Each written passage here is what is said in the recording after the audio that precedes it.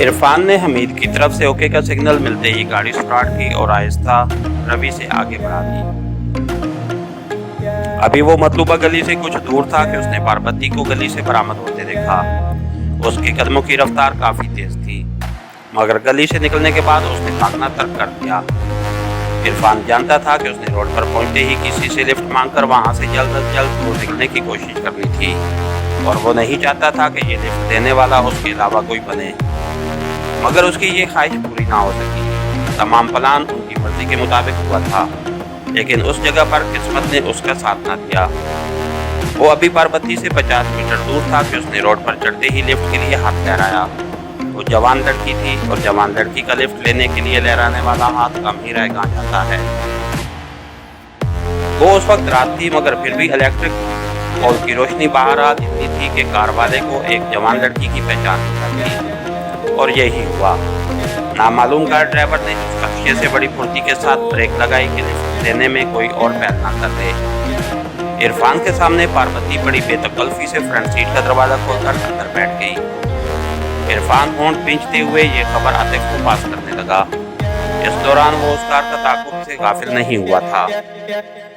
वो इस वक्त इतना रश नहीं था, मगर फिर भी रात का अंधेरे में किसी कार का ताक़ुब बेहद मुश्किल होता है। उसकी ये मुश्किल उस रिसीवर ने दूर कर दी जो एक सुर्ख टुकड़े की सूरत में पार्वती के वजूद की निशानदेही कर रहा था।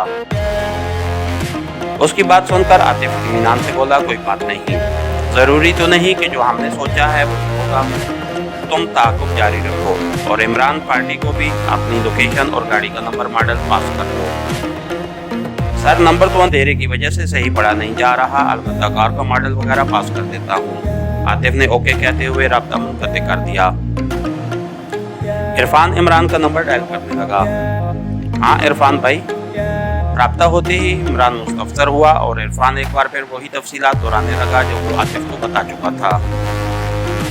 मैंने भी उसे गाड़ी में बैठते देख लिया था और अब उस गाड़ी के ताक़ुब में हूँ। अगर आप बाईं साइड पर देखने की ज़हमत करें तो आप आसानी से एक मोटरसाइकिल सवार को देख सकते हैं जो बंदे करीब है।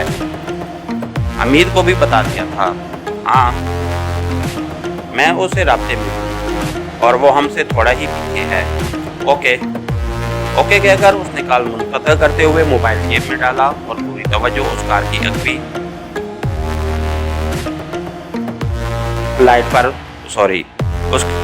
लाइट पर मरकूज कर दी जिसमें पार्वती बैठी थी। एक जगह सुर्ख बत्ती पर रुकते हुए उसने कार का नंबर भी नोट करते हुए आतिफ साहब को पास कर दिया। उसे अंदाजा था कि पार्वती ने सबसे पहले कब्रों से निजात हासिल करनी थी और इस तरह वो आला जिसकी रेंज 1 किलोमीटर थी उसके बदन से अलहदा हो जाना था। अलबत्ता उसके कानों में पड़े जेवर में छुपा आला फिर भी उसकी निशानदेही करता रहता। उसके कानों के जेवर में वो बारीक सा आला छुपाने का मशवरा आतिफ ने दिया और तमाम ने उसे इत्तेफाक किया था। उन्हें मालूम था कि जेवर ही वो वाहिद चीज़ है जो एक औरत अपने बदन से अलहदा करने पर राजी नहीं होती। इसके साथ ही हमारी आज की एपिसोड के खत्म हुआ। कहानीगर चैनल को लाइक कीजिए, सब्सक्राइब कीजिए और बेल आइकन को प्रेस कर दीजिए ताकि हर आने वाली नई वीडियो आप तक पर वक्त पहुँच सके। शुक्रिया।